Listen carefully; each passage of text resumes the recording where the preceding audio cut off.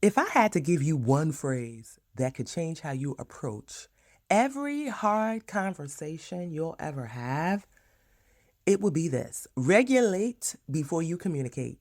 Three simple yet powerful words, because I can tell you from experience, when you apply regulate before you communicate in your relationships or even in the workplace, it will completely change how you show up in difficult conversations.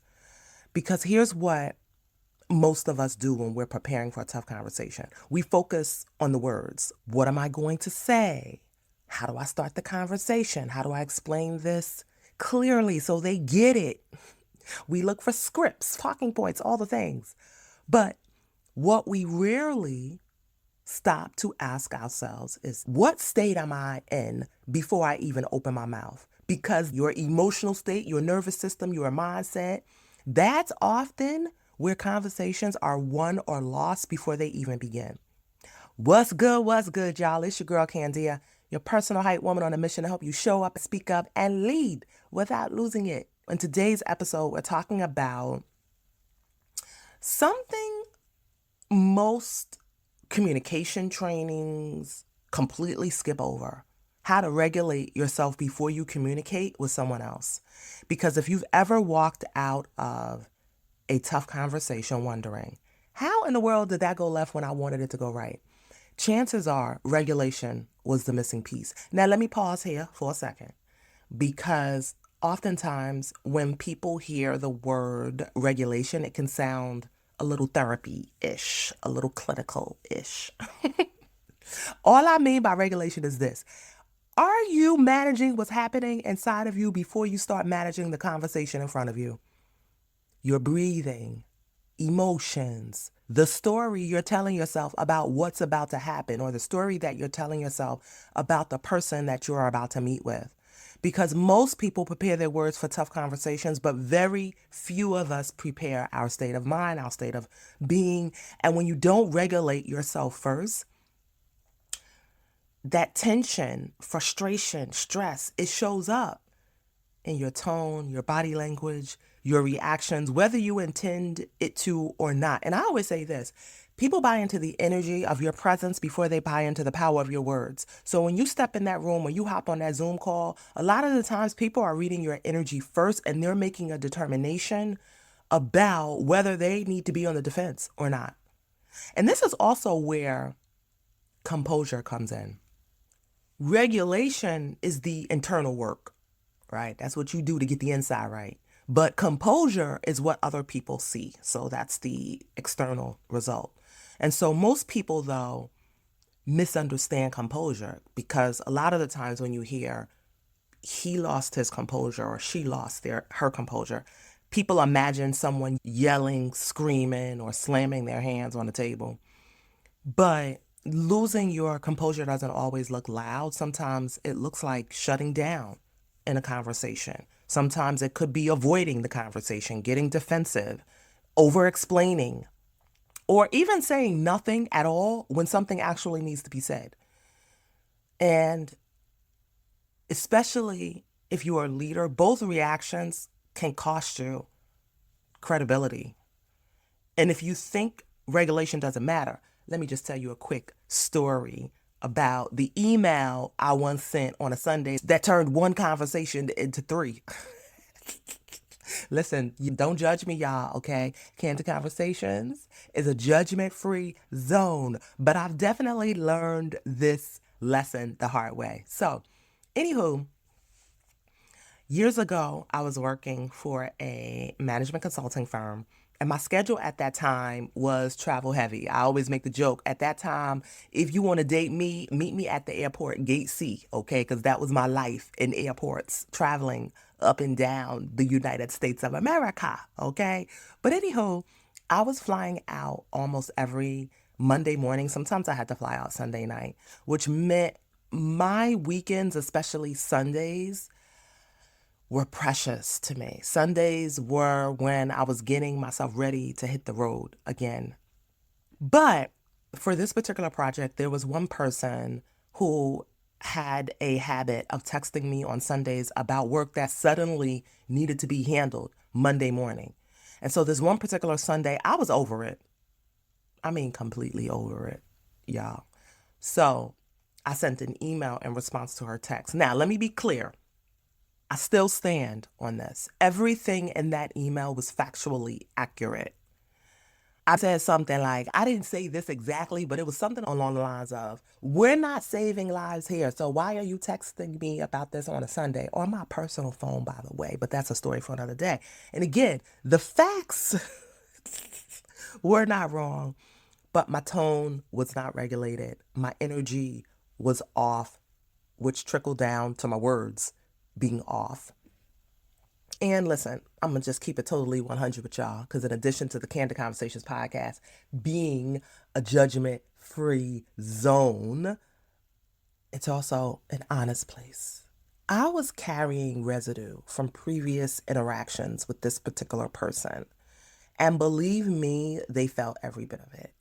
So instead of my message landing as a conversation about boundaries, it landed as an attack.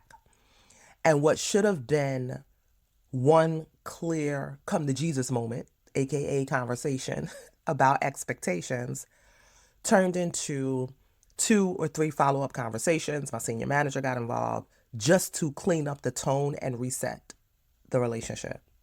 And looking back now, I can see exactly what happened. I didn't take 10 minutes to regulate before I communicated. If I had paused for just a moment, taken a deep breath, reset my energy, and gotten clear about what outcome I actually wanted and clear about expectations around project availability and all the things, I probably could have handled that entire situation in one conversation instead of 3. And that experience taught me something I've carried with me ever since. Hard conversations don't just test your communication skills. They test your ability to lead yourself first, which is why before walking into a tough conversation, I ask myself some simple questions. So today I want to share those 4 questions you can ask as well before walking into a tough conversation. And even if you are preparing for a meeting, let's say with another team, there's some misalignment or unclear expectations and all the things, I believe these questions can also be helpful for you. And the beauty of the situation is they take less than a minute, but they can completely change how you show up when emotions are running high. So, question number 1, what am I carrying into this room that has nothing to do with this conversation?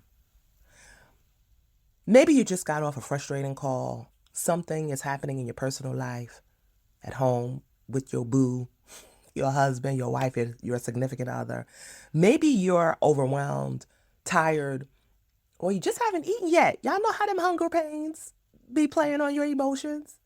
Whether we acknowledge it or not, that energy walks into the room with us. And if you don't name what you're carrying, you might accidentally hand that thing, that emotion, to someone else who doesn't really deserve it. Now, let's move on over to the second question. What story am I telling myself right now? So, one of the things I know about me, and I could probably safely say about you, our brains are incredibly good at filling in the blanks. And unfortunately, sometimes you are filling in the blanks with assumptions and self-created lies. Oh, they don't respect me. They think they're better than me. They're going to push back. They just don't want to change. I know this conversation is just going to turn into an argument. But something I remind myself of, and I remind leaders of this too. Just because you think something doesn't mean it's true. So before the conversation even starts, pause and ask yourself, what story am I telling myself? And most importantly, is this story helping me or hindering me from having a healthy and productive conversation? Question 3, and this is important. What might the other person be experiencing right now? This question is rooted more so in empathy and curiosity about what the person's perspective may be or what they may be feeling. And here's the thing. This is not about you focusing on what you think they should be feeling or wish they were feeling. It's really thinking about what might be true for them in the moment. Because here's what leading with curiosity does: it interrupts your assumptions before they run the conversation. When you lead with curiosity, it creates space for understanding, or to just at least hear them out before defensiveness even has a chance to show up. And here's the thing: I believe the most effective leaders know that sometimes your best move isn't about proving a point, it's about asking a question. Because each and every one of us, typically, regardless of the side that you're on, people want to be seen, valued, and heard. And one of the best ways that you can do that is to ask a question. The truth is, you're not the only one walking into that conversation carrying something you don't want to carry. They also may be carrying something they don't want to carry. They might be feeling defensive, uncertain, pressured, or even just misunderstood. And friendly reminder, we all have blind spots. And so when we fail to consider these things, we often lead with assumptions instead of curiosity. But curiosity often opens doors that certainty shuts down. Which brings me to question 4. Really thinking about the outcome that actually matters here. Asking yourself, am I trying to prove a point, or am I trying to move the conversation forward? Because if your real goal is clarity, alignment, or making progress, you are far more likely to stay regulated when the conversation gets uncomfortable. When you think about the outcome, especially in workplace conversations, it's not only what do I want to say, but what do I want to walk away with? What is it that I want the other person to walk away with? Sometimes in our personal relationships, when you think about what you want them to walk away with, I always tell people you can lead with love and you can end with love, in a space that lets the person know your intentions and your heart, regardless of the outcome. Those 4 questions can take less than 2 minutes to ask yourself, but they can completely change how you show up when things get tense. Now, let me keep it real with you. Staying calm when nothing is happening, when you're listening to me on the Candid Conversations podcast, that's one thing. Maintaining your composure, though, when someone is questioning your decision, pushing back on you or your ideas in a meeting, or even when you are stuck in overwhelm and frustration because you got too much stuff going on at work and in life, that's a whole different level. Every day, I work with leaders who want to be less reactive, think more clearly, and ultimately show up or communicate with confidence without over-explaining, shutting down, or getting defensive. And here's what I know after 15 years of doing this work. Most of us, most people don't lose their composure, clarity, or focus because they are not capable. They lose it because we've been told what to do and what to say, but rarely how to stay composed while doing it and saying it. And so in my upcoming workshop, Lead Without Losing It, that is the gap I'm focused on closing.